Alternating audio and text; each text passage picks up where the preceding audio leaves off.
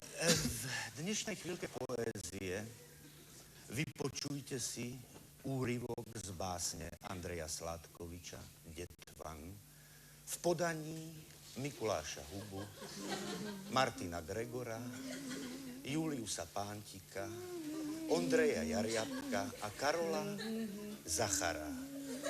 Réžia Ťapákovci.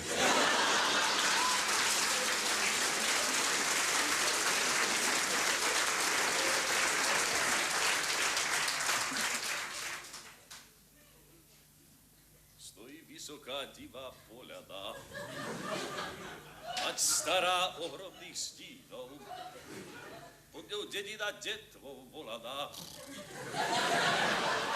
mať bujná vysokých synov. Či tých šarvancov detví ozmutných, poľana na tých prsiach mohutných, nenosia, nenadája.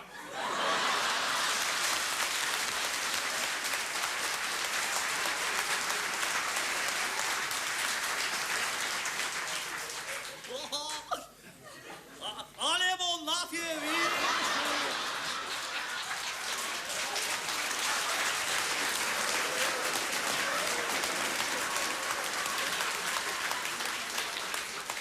Čo to nehľadí dcera tejto rodiny, keď má porodiť šuhaja, že áno.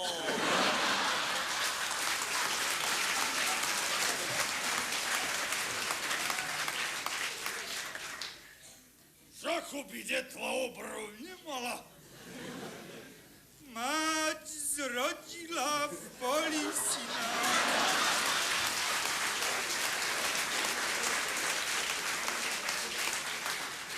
Trávovú plachtu porozvíjala. Zbuka na bubiu pripína. Prvý raz šuhaj oči roztvorí, čo vidí. Vyso z poľany hory a opachy nezvratných skál. A spustí zraky prvé v doliny, čo vidí. No, Ondrík.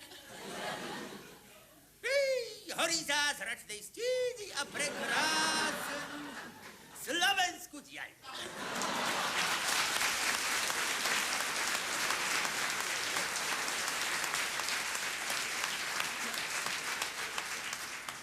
Mať žne, a kto to dieťa čičíka? Šublístia storočných dubov. A kakej piesni chlapča privíka? No, Marcinko, ty. Retorduje horou hrubou.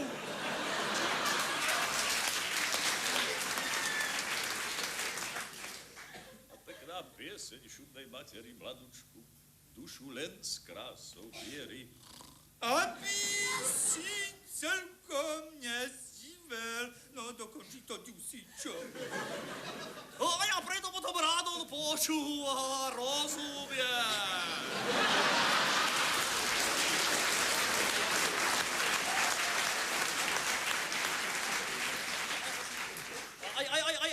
Aj keď poľadou vietor predúva, aj mladúšky slovenskej spev.